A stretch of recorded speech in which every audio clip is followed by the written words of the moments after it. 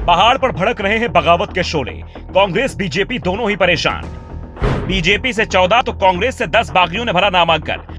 बागियों को मनाने में दोनों ही दलों के छूट रहे हैं पसीने। हर जिले में दोनों दलों को करना पड़ रहा है बगावत का सामना। बगावत ने दोनों ही दलों के बिगाड़ दिए हैं समीकरण। हिमाचल प्रदेश में कांग्रेस और बीजेपी दोनों ही मुश्किल में हैं। दोनों अपनों से ही परेशानी में घिरे हुए हैं। बागियों ने दोनों ही दलों की चिंता बढ़ा रखी है। जैसे ही दोनों ही दलों ने अपने उम्मीदवारों का ऐलान किया, उसके साथ ही पार्टी में बगावत हो गई। कांग्रेस के 10 दिग्गज उम्मीदवारों ने निर्दलीय चुनाव लड़ने का ऐलान करते हुए नामांकन कर दिया, तो बीजेपी में संख्या उससे भी ज्यादा दिखाई दे रही है। बीजेपी के 14 नेता बगावत कर गए और उन्होंने नामांकन भी कर दिया।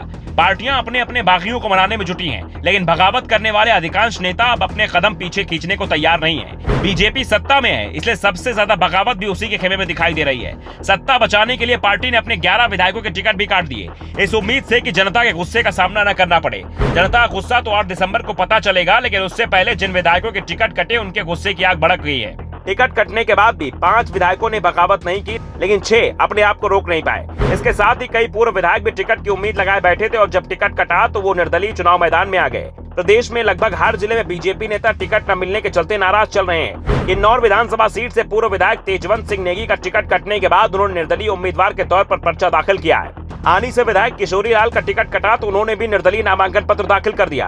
बंजार से बीजेपी के पूर्व सांसद महेश्वर सिंह बेटे ने बतौर आजाद उम्मीदवार पर्चा भरा है। बेटे के बागी होने के बाद बीजेपी ने कुल्लू से घोषित प्रत्याशी महेश्वर सिंह का भी टिकट काट दिया, तो उन्होंने भी निर्दलीय उम्मीदवार के तौर पर अपना नामांकन पत्र भर दिया है। धर्मशाला से पूर्व विधायक विशाल नहरिया का टिकट कटा, जिसके बाद से ही वो भी बतौर आजाद उम्मीदवार मैदान में उतरे हैं। तेहरा से होशियार सिंह का टिकट काटने के बाद वहाँ भी चुनाव में आ डटे हुए हैं।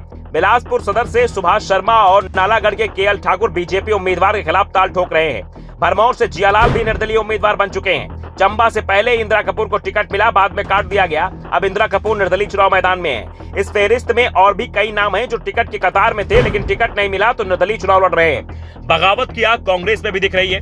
बीजेपी की तरह कांग्रेस में भी हर जिले में बागी मैदान में दिख रहे हैं। पूर्व सीएम वीरभद्र सिंह के गृह जिले रामपुर में कांग्रेस नेता विशेषर लाल टिकट काटने पर बागी हो गए। शिमला में चौपाल से कांग्रेस के 2 बार के विधायक डॉक्टर सुभाष मंगलेट भी बागी हो गए। वो पीछे हटने को तैयार नहीं है। कांगड़ा जिला के सुलह विधानसभा क्षेत्र से पूर्व विधायक जगजीवन पाल पार्टी से बागी हो गए। प्रदेश की सबसे हॉट सीट बन रही ठियोग में भी बगावत कांग्रेस की मुश्किलें बढ़ा सकती है।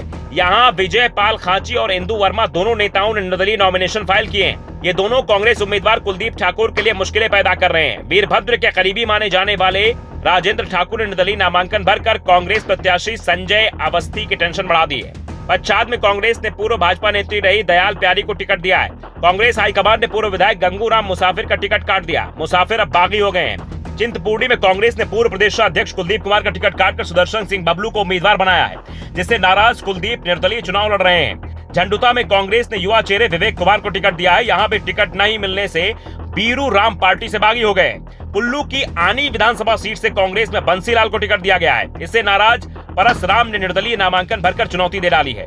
कांग्रेस को इस चुनाव में वीरभद्र सिंह की कमी भी खल रही है। ऐसे में साफ है, अगर कांग्रेस और बीजेपी अपने बागियों को समय रहते मनाने में कामयाब नहीं हुई तो दोनों को ही बड़ा नुकसान उठाना पड़ेगा। Bureau report, the Navdarpan news.